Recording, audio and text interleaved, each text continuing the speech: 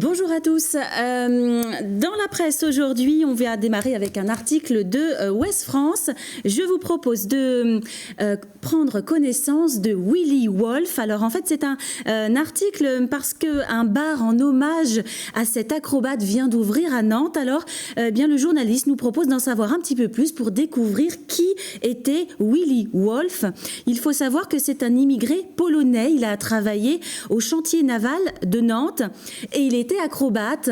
Alors les Nantais, l'histoire nantaise en tout cas en a gardé mémoire parce que le 31 mai 1925, cet acrobate qui avait pris pour habitude de sauter de certains ponts avait pris le pari de sauter du pont transborder.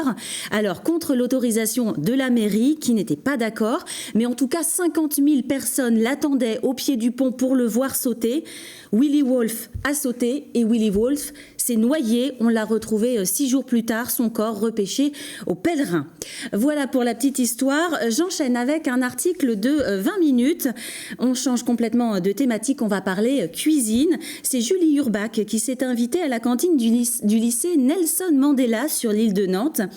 Il faut savoir que 30 lycées sont en partenariat avec la région pour servir des repas locaux. C'est le menu Loire-Océan qui lui a été servi. On voit là sur la photo. Alors pour la petite histoire, en entrée, du céleri qui vient de Saint-Herblain, du sauté de porc de Vendée, du fromage de Mayenne et des pommes en dessert de Saint-Julien-de-Concelles.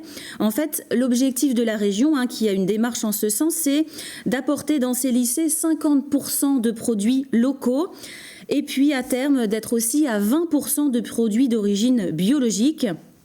Et puis dans cet article de 20 minutes, on a aussi un petit focus sur la cuisine centrale de Nantes qui aujourd'hui produit 15 000 repas par jour et qui a pour objectif de monter à 20 000. Donc 6 mois de travaux vont démarrer dans pas longtemps.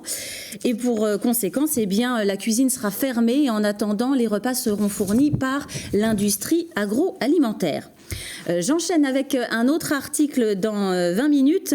Ça concerne les médicaments d'origine générique, les médicaments génériques, un petit cocorico pour notre région, puisque nous sommes les premiers en France à utiliser ces médicaments-là à hauteur de 86,5%, avec à la clé des économies. 195 millions d'euros d'économies ont été réalisées en 2015. Voilà pour la revue de presse.